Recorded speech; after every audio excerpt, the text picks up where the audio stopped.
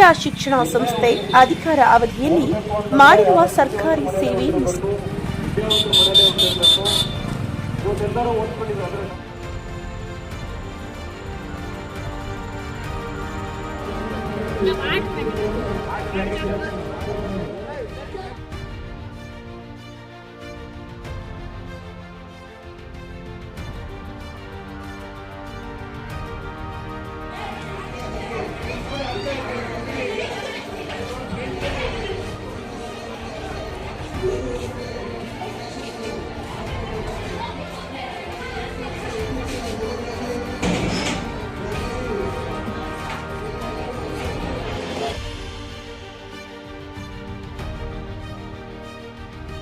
ನಮ್ಮ ಶ್ರೀನಿವಾಸಪುರ ತಾಲೂಕು ಕ್ಷೇತ್ರ ಶಿಕ್ಷಣಾಧಿಕಾರಿಗಳ ಕಚೇರಿಯಿಂದ ಕೆ.ಸಿ. ಶ್ರೀನಿವಾಸರವರು ಈ ಒಂದು ಶಾಲಾ ವಾರ್ಷಿಕೋತ್ಸವ ಸಮಾರಂಭಕ್ಕೆ ಆಗಮಿಸಿದ್ದಾರೆ. ಅವ್ರಿಗೂ ಸಹ ನಮ್ಮ ವಿವೇಕಾನಂದ ವಿದ್ಯಾಸಂಸ್ಥೆಯ 10ನೇ ಶಾಲಾ ವಾರ್ಷಿಕೋತ್ಸವ ಸಮಾರಂಭಕ್ಕೆ ಹೃತ್ಪೂರ್ವಕವಾದ ಸ್ವಾಗತವನ್ನು ಕೋರ್ತಾ ಇದ್ದೇನೆ.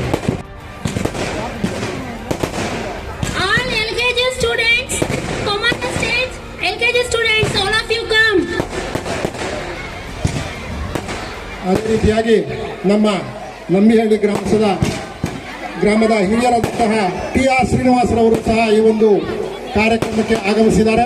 ಅವ್ರಿಗೂ ಸಹ ನಮ್ಮ ವಿವೇಕಾನಂದ ಹೃತ್ಪೂರ್ವಕವಾದ ಸ್ವಾಗತವನ್ನು ಕೋರ್ತಾ ಈ ನೆನಪಿನ ಕಾಣಿಕೆಯನ್ನು ಅವರಿಗೆ ಅರ್ಪಿಸ್ತಾ ಇದ್ದಾರೆ.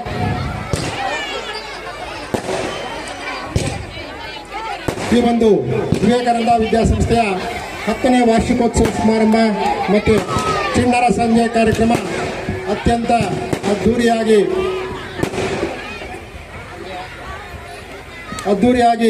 ಪ್ರಾರಂಭವಾಗ್ತಾ ಇದೆ.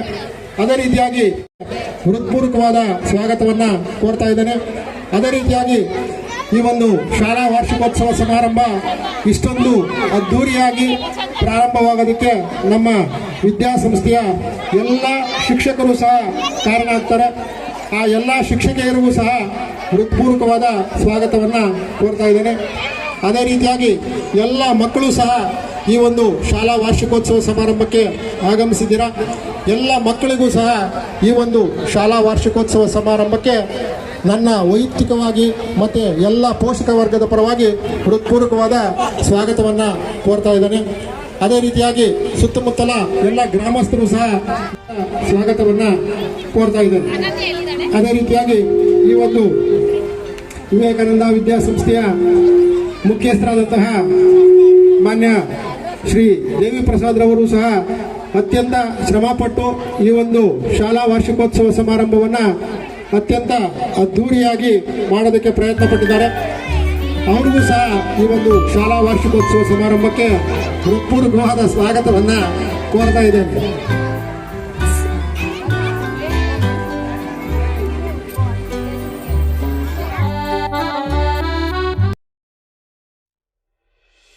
ಸ್ಟೇಜ್ ಮೇಲೆ ಬರಬೇಕು.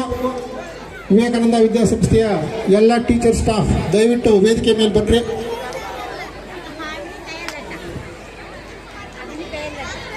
ದಯವಿಟ್ಟು ಎಲ್ಲ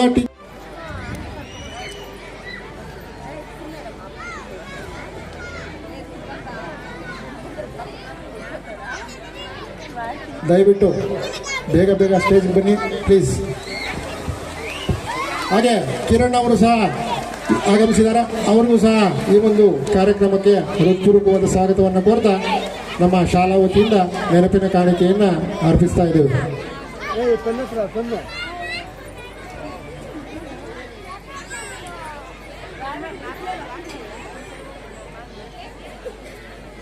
ಪುಟ್ಟ ಸನ್ಮಾನ, ದಯವಿಟ್ಟು ಸನ್ಮಾನವನ್ನು ಸ್ವೀಕರಿಸಬೇಕಾಗಿ ಎಲ್ಲ ಗುರುಮಾತೆಯರಲ್ಲಿ ಸವಿನಯ ಪ್ರಾರ್ಥನೆ.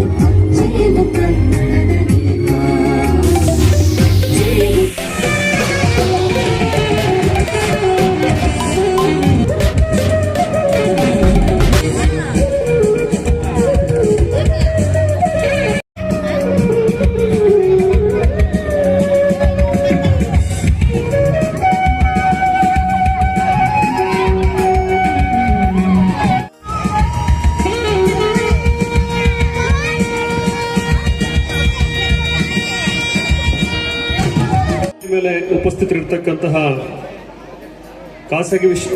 ಖಾಸಗಿ ಶಾಲೆಗಳ ರಾಜ್ಯ ಸಮಿತಿಯ ಅಧ್ಯಕ್ಷರಾಗಿರ್ತಕ್ಕಂತಹ ಶ್ರೀಯುತ ಎಸ್ ಮುನಿಯಪ್ಪ ಸರ್ ಅವರೇ, ಕರ್ನಾಟಕ ರಾಜ್ಯ ರೈತ ಸಂಘದ ಹಾಗೂ ಹಸಿರು ಸೇನೆಯ ಪ್ರಧಾನ ಕಾರ್ಯದರ್ಶಿಗಳಾಗಿರ್ತಕ್ಕಂತಹ ಶ್ರೀಯುತ ವೀರಭದ್ರ ಸ್ವಾಮಿ ಸರ್ ಅವರೇ, ಗಣಪತಿ ಶಾಲೆಯ ವ್ಯವಸ್ಥಾಪಕರಾಗಿರ್ತಕ್ಕಂತಹ ನಂಜುಂಡರೆಡ್ಡಿ ಸರ್ ಅವರೇ, ವೇದಿಕೆ ಮೇಲೆ ಆಸನಾಗಿರ್ತಕ್ಕಂಥ ಶ್ರೀರಾಮ್ ರೆಡ್ಡಿ ಸರ್ ಅವರು, ಚೌರೆಡ್ಡಿರವರು, ಗ್ರಾಮ ಪಂಚಾಯತ್ ಅಧ್ಯಕ್ಷರಾಗಿರ್ತಕ್ಕಂಥ ಶರತ್ ಸರ್ ಅವರು, ನರಸಿಂಹಪ್ಪ ಅವರು, KC ಶ್ರೀನಿವಾಸ್ ಸರ್ ಅವರು, ಆದಿಯಾಗಿ ಇನ್ನು ನಾರಾಯಣ ಸ್ವಾಮಿ ಅವರಿದ್ದಾರೆ, TC ಶ್ರೀನಿವಾಸ್ ಸರ್ ಅವರಿದ್ದಾರೆ. ಎಲ್ಲರಿಗೂ ಈ ಒಂದು ಶುಭ ಸಂಜೆಗೆ ಮತ್ತೊಮ್ಮೆ ಸ್ವಾಗತವನ್ನು ಕೋರ್ತಾ, ಮುಖ್ಯವಾಗಿ BO ಸರ್ ಹೇಳೋದು, ನನಗೆ ಇಲ್ಲಿಯವರೆಗೆ ಮಾತನಾಡಲು ಅವಕಾಶ ಕೊಟ್ಟಂತ ತಮ್ಮೆಲ್ಲರಿಗೂ ವಂದಿಸಿ ನನ್ನ ಮಾತುಗಳನ್ನು ನಾನು ಮುಗಿಸ್ತಾ ಇದ್ದೀನಿ. ಜೈ ಹಿಂದ್, ಜೈ ಕರ್ನಾಟಕ ಮಾತು.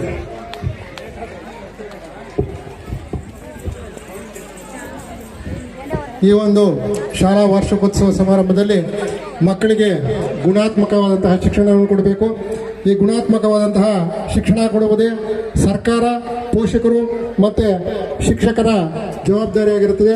ಅದೇ ರೀತಿಯಾಗಿ ಮಕ್ಕಳಿಗೆ ಮೊಬೈಲ್ಗಳನ್ನು ಮಾತನ್ನು ಹೇಳಿದ್ದಾರೆ. ಇದೆಲ್ಲನ್ನ ಅನುಸರಿಸ್ಕೊಂಡು ಹೋಗೋಣ. ಈ ಒಂದು ಮಾನ್ಯ ಮುಲ್ಲಕ್ಷ್ಮಯ್ಯ ಸರ್ ಅವರಿಗೆ ಹೃತ್ಪೂರ್ವಕವಾದ ಧನ್ಯವಾದಗಳನ್ನು ಅರ್ಪಿಸ್ತಾ, ಈಗ ನಮ್ಮೆಲ್ಲರ ನೆಚ್ಚಿನ ಕನ್ನಡ ಸಾಹಿತ್ಯ ಪರಿಷತ್ ಅಧ್ಯಕ್ಷರು ಹಾಗೂ ವೇಣು ವಿದ್ಯಾಸಂಸ್ಥೆಯ ಆಡಳಿತಾಧಿಕಾರಿಗಳಾದ ಮಾನ್ಯ ಶ್ರೀ ಗೋಪಾಲ್ ಗೌಡ ಸರ್ ಅವರು ನಿಮ್ಮನ್ನು ಕುರಿತು ಕೆಲವು ಮಾತನಾಡಬೇಕಾಗಿತ್ತು.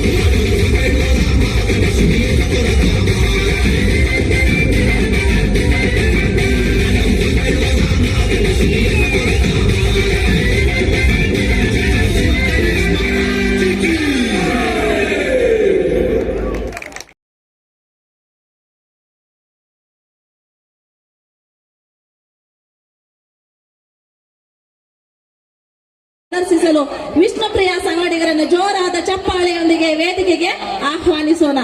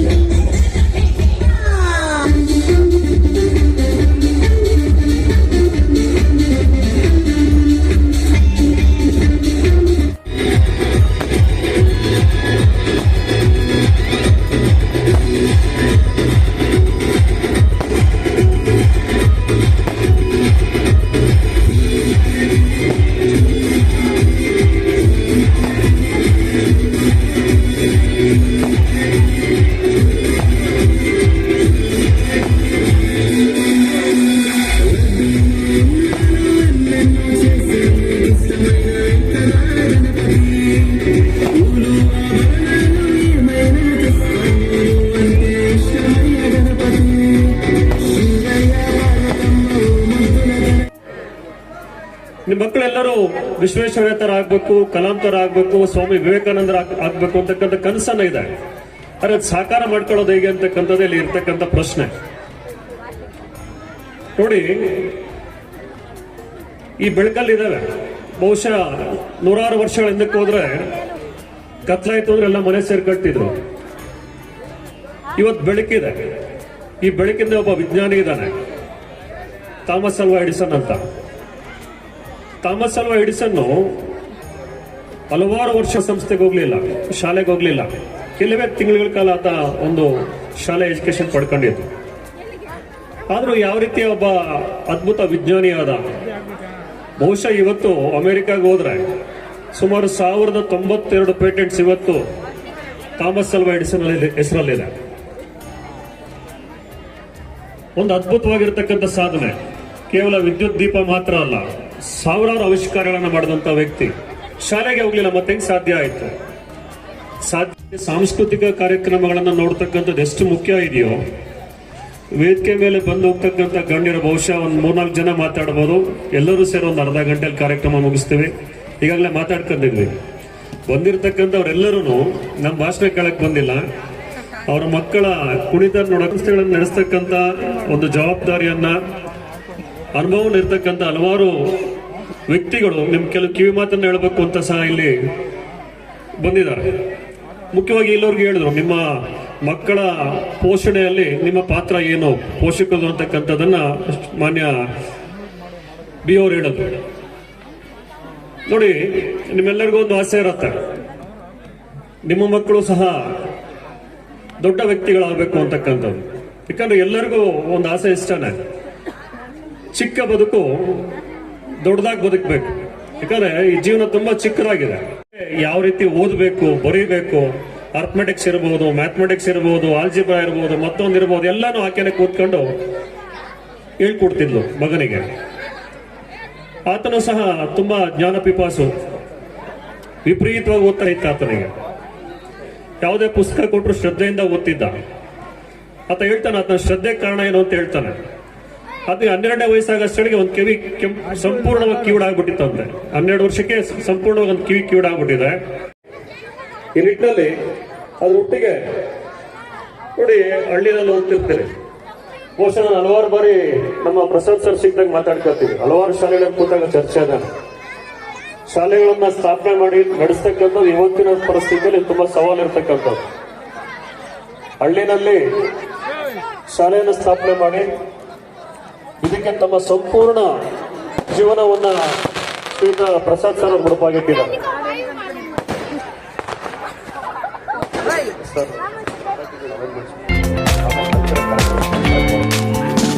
ಈ ನಿಟ್ಟಿನಲ್ಲಿ ಪ್ರಸಾದ್ ಸರ್ ಅವ್ರನ್ನ ಹಲವಾರು ಬಾರಿ ನಾವು ಚರ್ಚೆ ಮಾಡಬೇಕು ಗಮನಿಸ್ತಾ ಇರ್ತಾರೆ. ಅವರು ಸ್ಥಾಪನೆ ಮಾಡಿರೋ ಸಂಸ್ಥೆ ಬಗ್ಗೆ ಇರಬಹುದು, ಆ ಶಿಕ್ಷಕರ ಬಗ್ಗೆ ಇರಬಹುದು. ನೀವೇ ನೋಡಿದ್ರೆ ಶಿಕ್ಷಕರ ಅಷ್ಟೊಂದು ಗೌರವದಿಂದ ಕಾರ್ಯಕ್ರಮದ ಪ್ರಾರಂಭದಲ್ಲೇ ಅವರೆಲ್ಲರಿಗೂ ವೇದಿಕೆಯಲ್ಲಿ ಕರೆಸಿ ಸನ್ಮಾನ ಮಾಡಿಸಿದ್ರೆ ಗೌರವವನ್ನು ಸಲ್ಲಿಸಿದ್ರು. ಈ ರೀತಿಯಾಗಿ ಅವರು ತಮ್ಮ ಶಾಲೆಯ ಬಗ್ಗೆ ಒಂದು ಅತೀವವಾದ ಪ್ರೀತಿಯಿಂದ ಕೆಲಸ ಮಾಡ್ತಿದ್ದಾರೆ. ಹಲವಾರು ವಿದ್ಯಾರ್ಥಿಗಳಲ್ಲಿ 8ನೇ ತರಗತಿ ಆದ ನಂತರ ನಮ್ಮಲ್ಲಿ ಬಂದು ವಿದ್ಯಾಭ್ಯಾಸ ಮಾಡಿದ್ದಾರೆ. ಬಹುತೇಕ ಎಲ್ಲ ವಿದ್ಯಾರ್ಥಿಗಳು ಒಂದು ಒಳ್ಳೆಯ ಬೇಸಿಕ್ ಎಜುಕೇಶನ್ ಕೊಟ್ಟು ಇವ್ರು ಕಲಿಸ್ಕೊಟ್ಟಿದ್ದಾರೆ. ನೋಡಿ ಪ್ರೀತಿಯ ಪೋಷಕರೇ, ಹಲವಾರು ಬಾರಿ ಬಂದಾಗ ಹೇಳ್ತಿದ್ದಾರೆ, ಶಾಲೆ ಯಾವುದೇ ಇರಬಹುದು, ಹಳ್ಳಿಯಲ್ಲಿ ಓದ್ಬೋದು, ಟೌನಲ್ಲಿ ಓದ್ಬೋದು, ಬೆಂಗಳೂರು ಸಿಟಿಯಲ್ಲಿ ಓದಿ, ಡೆಲ್ಲಿಯಲ್ಲಿ ಓದ್ಬೋದು. LKG ನೀವು ಸೇರಿಸಿದ್ರೆ ಹೇಳ್ಕೊಡೋದು ಅದೇನೆ. LKG ಮಗು ABCD ಹೇಳ್ಕೊಡ್ಬೇಕು, ಇಂಗ್ಲಿಷ್ 26 ಅಕ್ಷರನೇ ಕಲಿಸ್ಬೇಕು, 27ನೇದು ಯಾವುದೂ ಇಲ್ಲ. ನಾನು ಯಾಕೆ ಹೇಳ್ತೀನಿ ಅಂದ್ರೆ, ನಮ್ದು ಒಂದು ಶಾಲೆ ಇಟ್ಕೊಂಡು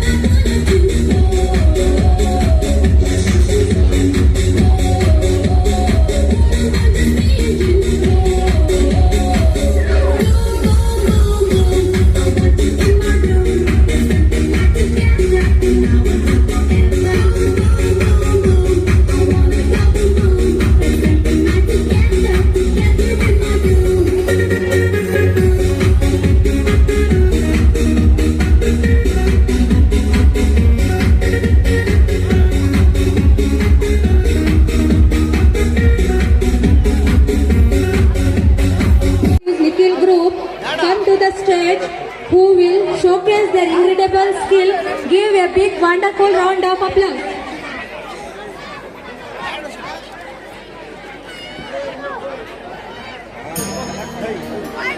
Please don't stand in front of the stage. Please take your seats. ಕನ್ನಡವಾಗಿರೋ, ಕನ್ನಡವೇ ಸತ್ಯ, ಕನ್ನಡವೇ ನಿತ್ಯ, ಹೀಗೆ ಕನ್ನಡ ನಾಡಿನ ವೈಭವವನ್ನು ವರ್ಣಿಸಲು ಬರುತ್ತಿದ್ದಾರೆ ನಮ್ಮ ಶಾಲೆಯ ವಿದ್ಯಾರ್ಥಿಗಳು. ನಮ್ಮ ಅವ್ವ ಕಣೋ ಕನ್ನಡ, ನಮ್ಮ ಜೀವಕನೋ ಕನ್ನಡ.